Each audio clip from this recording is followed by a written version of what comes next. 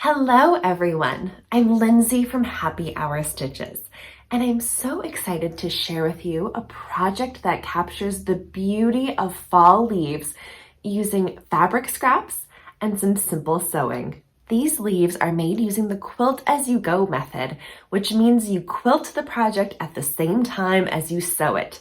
The leaves are then finished with a raw pinked edge for the fastest finish.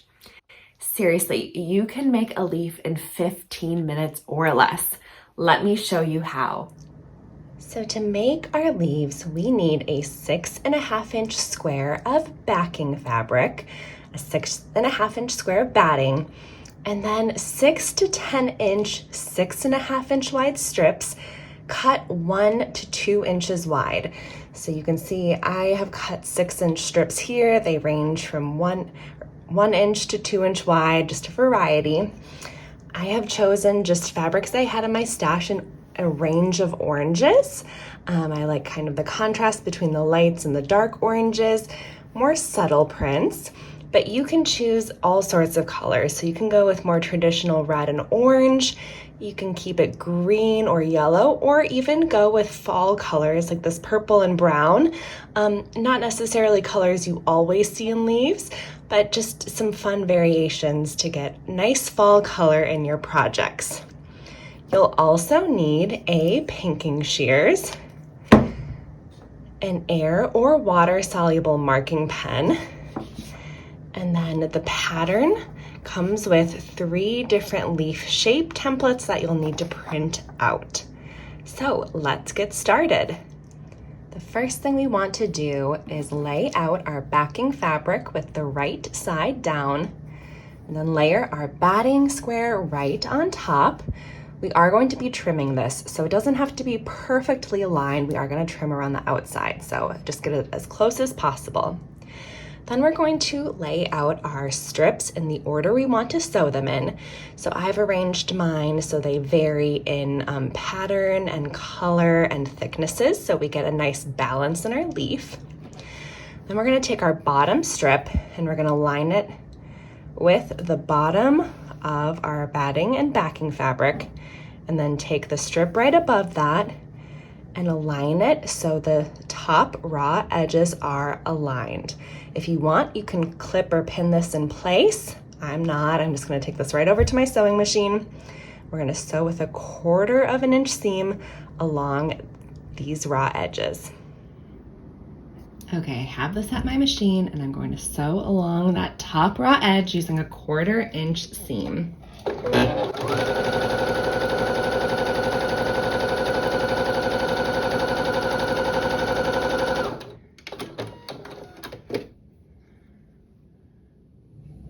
Once we have this sewn, we are just going to finger press this piece open. We don't want to touch an iron to our batting necessarily, so we're just going to give it a little finger press as best we can.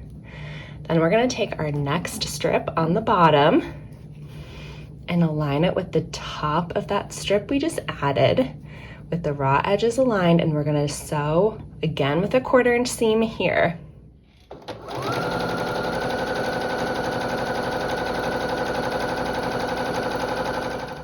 Once again, we're going to finger press this open, and then we're going to continue adding our strips until our whole piece of batting is covered. So I may need to cut more strips here, but I think I'll be okay. So we'll just keep sewing and finger pressing until this is done. Once we have our batting covered, you can see that we've quilted our pieces to the backing at the same time as we were sewing. So we quilted as we go, and so this is ready for next steps. So you want to cut out the leaf shape of your choice and center it on your sewn piece where you want it. So I want to make sure I have enough on the top and bottom so I'm not getting too close to any of those strips. I want to make sure it's as centered as possible.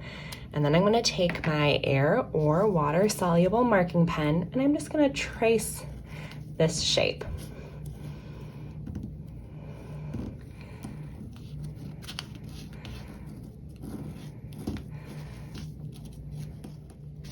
Okay, so So it's maybe a little hard to see, but I can see this. I'm using an air soluble one. So these lines are gonna fade in a few hours, but this is just my sewing lines that I'm marking. So I'm gonna take this over to my sewing machine and sew directly on that leaf shape I just drew.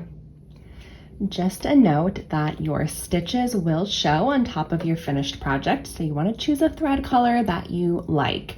So I'm actually using kind of a pinky orange color that I think will look nice with this, but you could choose one that blends, or you could choose one that even stands out to really accentuate the stitching lines. So I'm going to sew on those drawn lines, back stitching at the beginning and the end to hold all of my stitches in place.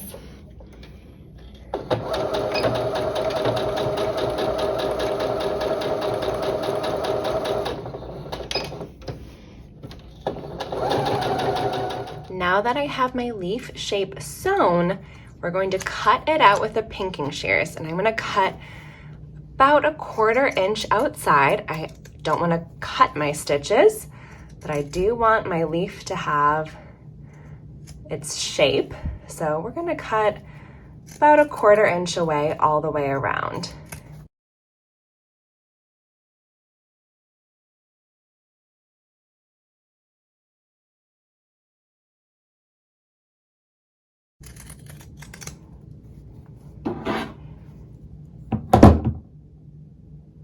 Okay, here we are. I did go in and cut a little closer to some of these inside points just to help define the leaf a little more, so you can come in and cut a little closer where you need to. Now you can be done just like this, or your templates do have embroidery guides. So if you wanted to go in and add some hand embroidery, or you could even stitch this with your machine just to add some vein accents to your leaves, that is absolutely fine. This is a project just to be creative, so you can decorate these however you'd like.